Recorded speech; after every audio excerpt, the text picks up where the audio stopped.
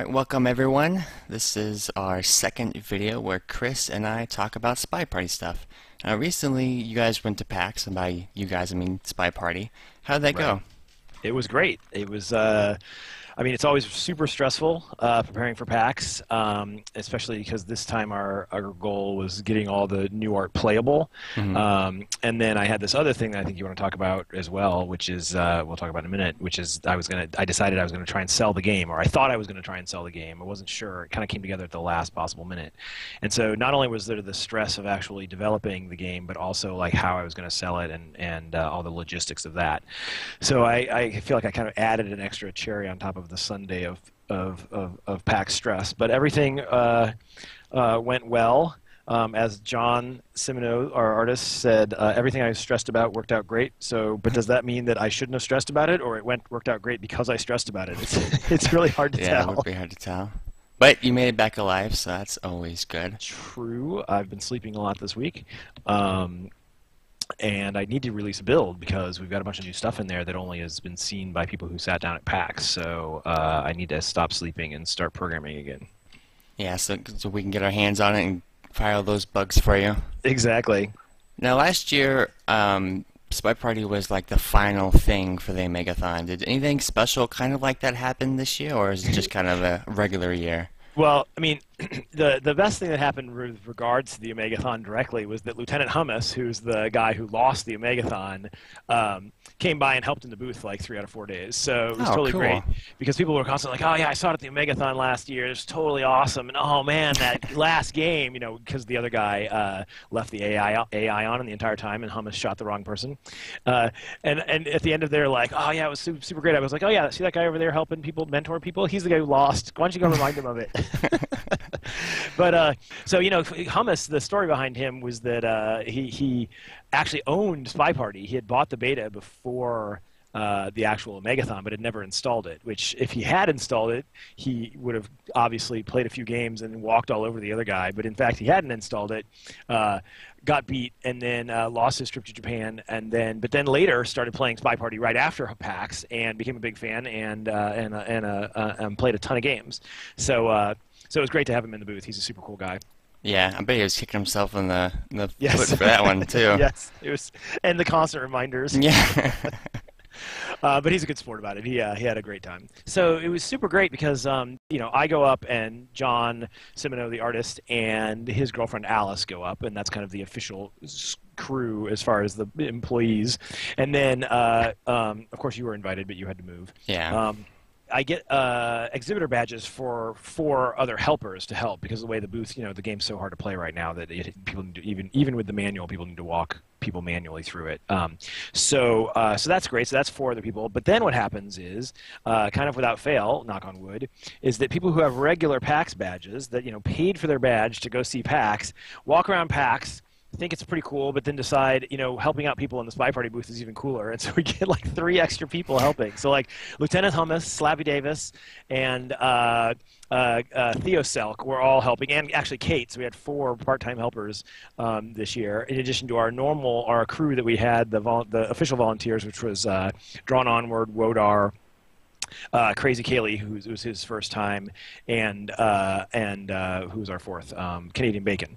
So it's a blast. It's like, I mean, the fact that people like hanging out and working in your booth and explaining the game to people is a really good sign. So that worked out super well. But the funniest thing was as far as the Omegathon went, was just how many people came up and said, "Oh man, last year," and I was like, "Oh yeah, that guy right there."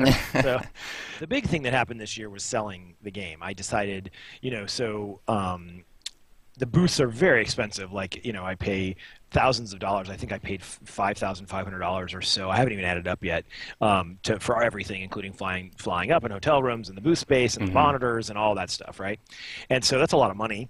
Yeah. And I was like, you know, some indie game companies actually managed to pick a big chunk out of their booth costs with their merchandise. So like the Behemoth is famous for this. They have a huge booth. You remember from last year. Yeah. Huge booth. We're surrounded by the Behemoth, which is great. It's kind of like being in a womb.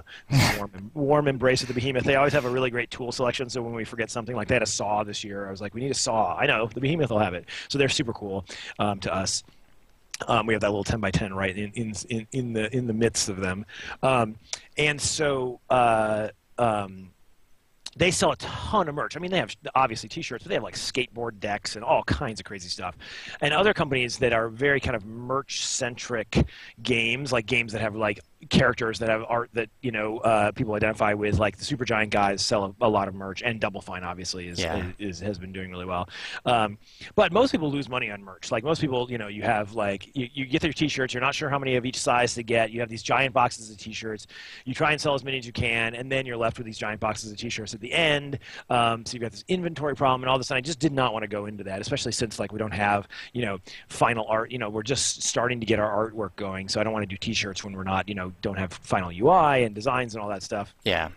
Plus, it's just a big pain in the ass, and our booth is tiny, so it's not even clear where we'd keep it. But then I was like, I could actually sell the game. It's like I do have something that people want.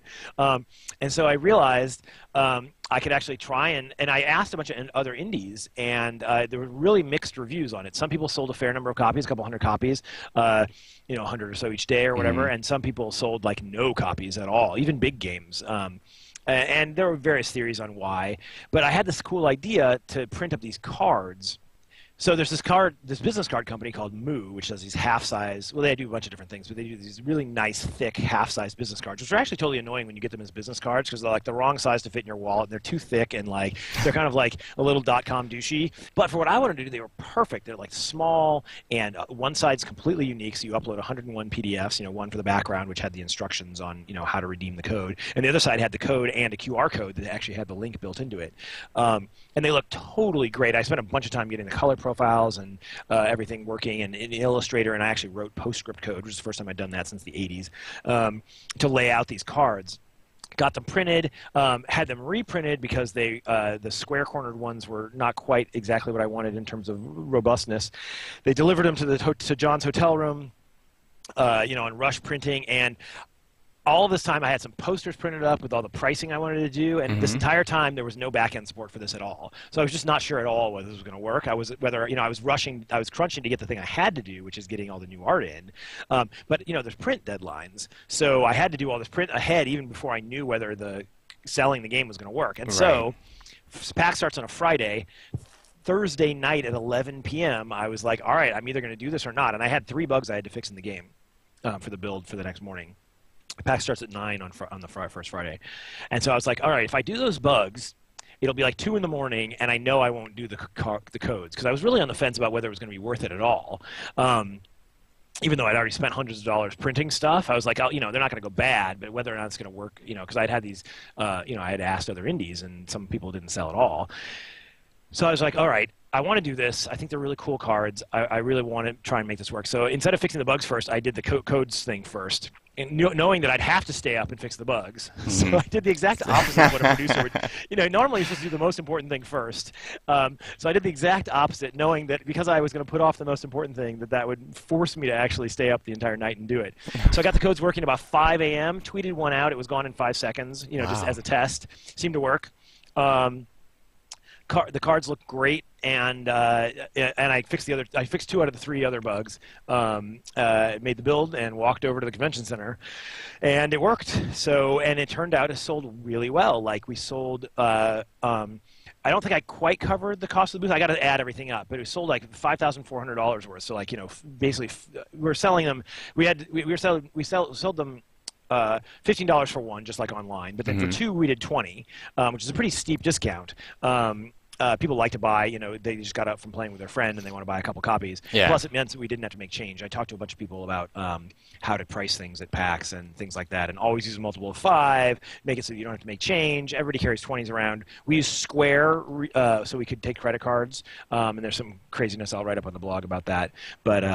But yeah, we ended up selling. It sold way better than we thought we would. We sold over 100 a day. I think we sold a total of 500 and something, which made like basically $5,440. I mean, I got to pay 10% of that to Washington State in tax because I didn't, build tax into the price or anything like that. But still, $5,000, not bad. Yeah, not bad at all. Takes a big chunk out of it. It makes it like possible to kind of keep doing these PAXs like this. Like it's just so expensive. I was kind of it makes it maybe possible to do PAX East too. I mean, it's a lot of work, but like the fact that I could cover costs would be huge. So that it worked out really well. Like we sold out of the cards. There's actually a funny story where I lost a box of. It didn't have 100 quite in it because we had used some of them, but it basically probably had between 80 and 90 cards in it. I lost it. That's like $1,000 of the game, right? Mm-hmm. And so I'm panicking and like can't find it. Call the place I was the friend where I was staying. He's like looking through my pile of dirty laundry in my room. Like it's like couldn't find it anywhere. So finally, there's a Kinko's downstairs, and I was like, we knew we were going to run out Monday once we had started selling. And this is Sunday when I lost the thing, the box. And so I was like, all right, let me take a couple hours here on the show floor and, change my code to generate a 11 by 17 sheet of them so that I can go print them out downstairs and cut them out. And I did that. It probably only lost a few sales. Most people came back when we said we'll be back in, we'll have cards in a couple hours. Yeah. They weren't anywhere near as cool looking as the Moo mini cards, but they were still, color pictures of the guys and everything. And it turns out that, Monday's a holiday. It's good that I lost it Sunday and was able to get the sheets made because I talked to them and they're like, oh yeah, we're closed. The Kinko's was closed on Monday, and I wouldn't have discovered that until Monday morning, and then we would have been a little bit more screwed. So it's good that I actually did that. Although we still ran out even of the additional cards on Monday, and then I printed a bunch on a laser printer, which looked really crappy. So they got crappier and crappier as we sold out of each one, but the sales kept going. So maybe I didn't need to print up the cool ones at all, although I want to do it because they're cool. Then it turns out I was walking home. Stopped at a cafe that I'd stopped at the night before, and I was like, wait a second, did I leave a box of cards here? And they're like, oh, yeah, I think we saw some business cards. And I'm like, do you know what happened? It's like, oh, I don't know, man, like Seattle barista, like. And I'm like, well, they were worth $1,000. And they're like, oh! And they start scrambling around back there, and they're like, oh, you know what, I think I threw it away. What? And, which is good. It's worth $30 in the trash, because that's how much each box cost to print, including rush, right? It's worth $1,000 on the show floor of PAX. What I was hoping, them throwing it away, obviously them having it and giving it back to me was the best. But them throwing it away was better than them, giving them away to people or having it having it dropped out of my backpack at PAX somewhere and someone else selling them on the street. Oh, right. Because then it's just a lose-lose, right? Because, some dude is selling them, which is kind of scummy, but the people buying them don't know. And so I can't really ban the people buying them, even if I can identify which ones were coming from the ones that were lost. So it's just kind of a lose-lose. It's just somebody makes money off the game that's not me and doesn't help out pay for the booth or anything, So it's like I'm glad that they got thrown away. I mean, and it turns out actually that I have, the square-cornered ones that I had kept. And so once I can figure out which ones got thrown away by matching them up with my records from the Square dealers, from the Square transactions, I'll have the 80 cards of the Square-sided ones, and then I can sell them to people who are already in the beta because they wanted, people who weren't at PAX wanted an opportunity to get some of these cool cards, and so I think I'll be able to hopefully salvage like 80 of them, and then make a thing on the beta forums for people to get the remainder of them, little collector's items, because they're all cool. Uniquely numbers, and they're super cool. So that was the selling adventure. Went really well. Super excited, and it means that while maybe I don't think it totally covered the cost of the booth, it came close, which is a huge relief. But that means that future conventions or whatever, you will probably be doing this again? Yeah, I think so. I mean, I think that it works really well. People really like to be able to buy it immediately. Their friends. There was $15 for one, $20 for two, $10 for each additional one, and then if you wanted all 10 cards, I made it $80, and we sold actually 10 $80 10 packs. So people wanted to get all the cards and buy a bunch for their friends. So one person I was asking, whenever they'd buy 10, I'd always ask, what are you going to do with them? And one person was like, oh, well, there's a forum thread in the Penny Arcade forums where people post Steam codes, so I'm just going to post them there, which I thought was Oh, that's really awesome of them. Yeah, super cool. So he really liked the game and wanted to share it, and so that's super awesome. All right. Yeah, so I'll probably tweet out. I said I was going to tweet a couple codes over the weekend, but I was so swamped, and when I lost the cards, I didn't want to spend any on Twitter, because I knew I could do that later after I got back. So, so I'll probably do that a little bit. I don't want to give away too many copies of it because I want to keep the cards for people in the beta if they want them. Yeah. But yeah, so it worked out really well. And now I've kind of got I've got part of the back end for doing codes, which will allow me to eventually do gift codes and like a 2-for-1 kind of deal on the website. Like I'd probably do like 2 for 25, kind of like Frozen Synapse on the website for buying it, since people like to buy it with their friends. So you save $5. Excellent. In the last video, well, we talked a little bit about BVB High Rise. Yeah. And now that it kind of happened at PAX, did Did you get any like metrics on that at all, or do you just have to kind of go through the data, or? I mean, I didn't really gather any metrics. I mean, I got all the the games in the journals and everything like that. But it seemed to be pretty okay. Like I didn't notice. I could probably grind through it just to see what the stats were in terms of like win loss on Spy Sniper. I should probably make a note to do that. But it seemed like it worked out okay as a beginner versus beginner map. So I'll probably in the new build just transition BVB Ballroom away and just make it BVB High Rise. I didn't hear anybody complaining. None of the booth helpers were saying, "Oh yeah, Spy's always winning" or anything. I'll run some stats. But I think I'm just going to do that. And it's so much nicer to have people experience that as the first thing. Yeah. We got a ton of people. I mean, the new art actually debuted last year, but this year was the first year a ton of people were like, oh, wow, it looks totally different. I mean, they saw it last year, but it's different to play it, Yeah, definitely. So, yeah, go on. It's a really great starting first map for people to see, anyways. Yeah, exactly. All the new art, the new maps, and kind of gives them a really good feel of the game itself. Yeah, I mean, it makes the UI all look crappy, but that's good. We'll iterate. So I'm super happy with how that worked out. I'm trying to decide whether or not to take away old High Rise in the new build, since new High Rise is not quite as tuned as old High Rise just due to animations and stuff, and since the latter uses High Rise, I'm not sure if I want to have them both coexisting for a little while or how I want to do this, but I need to think about that. And we're fixing a couple things, like the briefcase put down is too far in front and things like that. Yeah. But minor stuff. So it should be the next day or so that the build comes out, probably maybe early next week, just because I have a bunch of stuff to do for some GDC advisory board stuff. But any day now, there will be a new build with a new High Rise. I was thinking that you need to re-record the This Is SpyParty video with High Rise, just using the same audio and everything, and we just swap it in. I think that would be kind of cool. Yeah, it'd be pretty easy to do too. Yeah. It wouldn't be too much work at all. Exactly. Speaking of the future, what's kind of next on the list? You got the new art, the new High Rise in, and it's pretty much working and stuff. Getting that out. And probably spend a little bit of time fixing bugs and animation bugs, and then I really want to get started on some of the 3 big game design things. So there's the big logistical thing, which is spectation I want to do, right? So that still needs to get done. But then the game design things are the dossiers, the recommendations, and the interrogation. And I kind of want to get started on those. It's been a long time since I've worked on gameplay, and so I think starting on those, basically to get those going in this fall, will be super cool. It's gonna be a lot of work, but it'll change the game a lot, and I think that'll be really cool. Then I should probably take a whack at the UI a little bit more, just so that it's a little more inviting as you come into the game. It's not quite as ugly as it, because everything outside the game selection is still ugly. So I should probably spend a couple days on that. Spectation. Those are the main things I want to do this fall, and that'll probably take us through, the end of the year, I would assume. Yeah. Well, that's a list I definitely look forward to experiencing as it changes and everything.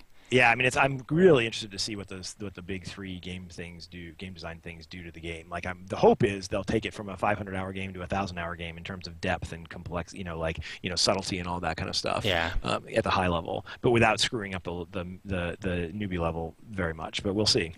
Yeah, time will tell. Yep. Do you have any final thoughts before we wrap up this video? My final thought is that we were going to try and hit 7 minutes, and it's, as far as I can tell, 28 minutes. It's all right. We have time to improve over the next videos if we choose to continue doing them. Of course we will. We love the SpyParty chats. It's fun. We do indeed. They are too long, though. Your outro here is well, outro. I thought there's no outro. In my head I ended it 30 seconds ago, and then your head we're still going, so we're still talking about it. I don't know. I'll cut it somewhere. Okay. Okay. Bye.